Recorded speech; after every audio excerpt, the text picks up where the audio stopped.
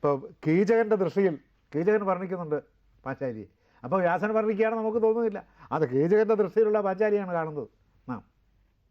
ഇങ്ങനെ ഓരോ സന്ദർഭത്തിൽ വർണ്ണിക്കുമ്പോഴും, പക്ഷെ ഇതിനെല്ലാം ഒരു മാതൃകയായിട്ട് വാൽമീകിയുടെ സീതാദേവിയുടെ വർണ്ണനയുണ്ട്. ആ വർണ്ണന മാതൃകയാണ്.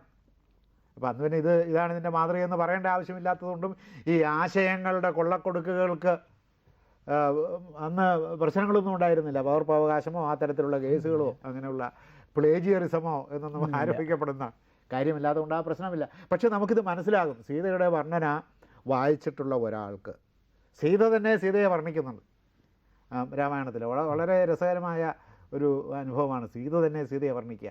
അത് വർണ്ണിക്കുന്നത് അത് ഒരു പ്രത്യേക തരത്തിലാണ്. അതായത് ഈ ജ്യോത്സ്യന്മാരും അംഗലക്ഷണജ്ഞന്മാരും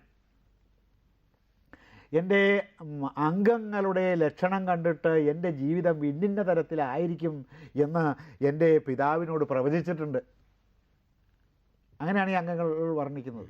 അപ്പോൾ അങ്ങനത്തെ അംഗങ്ങളോട് കൂടിയവളായിട്ടും ഇത് പ്രവചിച്ചവരെല്ലാം ദൈവജ്ഞന്മാരായിരുന്നിട്ടും പ്രവചന ശക്തിയുള്ളവരായിരുന്നിട്ടും പണ്ഡിതന്മാരായിരുന്നിട്ടും എന്താണ് എൻ്റെ ജീവിതം ഇങ്ങനെ ഒരു നാരകീയ അനുഭൂതിക്ക് വിധേയമായ വിധത്തിൽ തിരസ്കൃതമായി പോയത്, അവർക്കൊക്കെ പിഴപറ്റിയോ എന്ന സന്ദർഭത്തിൽ സീത തന്നെ സീതയെ വർണ്ണിക്കുന്നുണ്ട്.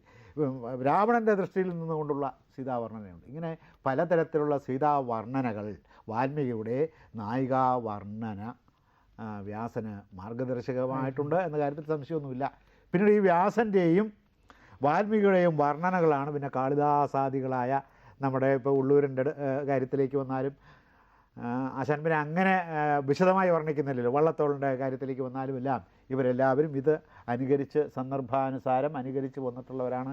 പല ഖണ്ഡകവിതകളിലും പിന്നെ രണ്ടുപേരുടെ ചിത്രയോഗം മഹാകാവ്യത്തിലും ഉള്ളൂരിൻ്റെ ഉമാകരണം മഹാകാവ്യത്തിലുള്ള വർണ്ണനകൾ ഇവരുടെ വർണ്ണനകളെ അനുകരിച്ച് ഉണ്ടാക്കിയിട്ടുള്ളവയും അത്രയും തേജസ്സില്ലാത്തവയുമാണ്.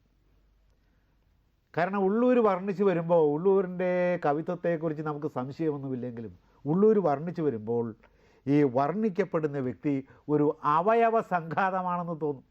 പേഴ്സണാലിറ്റി ഇല്ല. വ്യക്തി വൈഭവം വിട്ടുപോകും. ഇവിടെ പാഞ്ചാലിയുടെ കാര്യത്തിൽ ഈ വ്യക്തി വൈഭവമാണ് ഈ ഭാരതത്തിൻ്റെ നാനാഭാഗങ്ങളിൽ നിന്ന് ക്ഷണിച്ചു വരുത്തിയിട്ട് ഈ ദ്യൂതം വിനോദത്തിനെന്നും പറഞ്ഞാണല്ലോ തുടങ്ങിയത്. ഈ ച്യൂതം കാണാൻ ക്ഷണിച്ചു വരുത്തിയിട്ടുള്ള മുഴുവൻ രാജാക്കന്മാരെയും സ്തംഭിപ്പിച്ച് കളഞ്ഞു. വരച്ച് വെച്ച സഭ പോലെയായി പാഞ്ചാലിയുടെ പെർഫോമൻസും ഉണ്ട്. ഇങ്ങനെ പെർഫോം ചെയ്യുന്ന ഒരു സ്ത്രീ വേറെ കൃതികളിൽ കാണുകയില്ല. ഇപ്പോൾ മീഡിയ തുടങ്ങിയിട്ടുള്ള നമ്മുടെ സോഫോക്ലിയൻ നാടകങ്ങളിലെ നായികമാരുണ്ടല്ലോ, അവരൊക്കെ മഹാദുഷ്ടകളാണല്ലോ. കാരണമില്ലാതെ ദുഷ്ടതയുള്ള ആളുകളാണവർ. ഇപ്പോൾ യാവിനെ കുറിച്ച് പറയല്ലോ, അല്ലാത്തവരുണ്ട്, ആന്റിഗണി അതുമാതിരിയുള്ളവരുണ്ട്. അപ്പോൾ ഈ അഹേതുകമായ ദുഷ്ടതയുള്ളവരാണ്. ഇവിടെ അങ്ങനെയല്ല. ഒരു കാരണം വന്നപ്പോൾ അതുവരെ അന്തഃപുരത്തിൽ പതുങ്ങിയിരുന്ന ഭർതൃ ശുശ്രൂഷ ചെയ്ത് പതിവ്രതയായി അന്തഃപുരത്തിൽ അനാവശ്യമായ സന്ദർഭങ്ങളിൽ രാജസദസ്സുകളിലേക്ക് പ്രവേശിക്കുകയില്ലാത്ത പാഞ്ചാലി ഈ സർവ്വപുരുഷന്മാരുടെയും തലയിൽ കാലുവെച്ചു. അതിനൊരു മടിയും ഉണ്ടായിരുന്നില്ല, അതിനൊരു അധീരതയും ഉണ്ടായിരുന്നില്ല. സ്ത്രൈണമായ ചേഷ്ടകളുണ്ടായിരുന്നു എന്ന് മാത്രമേ ഉള്ളൂ. അത് സൗന്ദര്യത്തിൻ്റെ വശവും കൂടിയാണ്. ആ സ്ത്രൈണമായ ചേഷ്ടകളുണ്ടായിരുന്നു, അതുകൊണ്ട് കരഞ്ഞിരുന്നു, കരച്ചിൽ വന്നു, ഭീതി ഉണ്ടായിരുന്നില്ല. അർജുനന് ഉണ്ടായ ഭീതി പോലും അത് മഹത്തായ സേനയെയും തനിക്ക് താൻ അജയന്മാരെന്ന് കരുതുന്ന ഭീഷ്മദ്രോണ കൃപന്മാരെയും കണ്ടപ്പോൾ ഉണ്ടായ ഭീതിക്ക് അദ്ദേഹം കൃപയെന്ന് പേരിട്ടെങ്കിലും അത് കൃപയായിരുന്നില്ല. ഇവിടെ അതല്ല. കരച്ചിലുണ്ടായിരുന്നുവെങ്കിലും ഒരു ഭീതിയും ഉണ്ടായിരുന്നില്ല.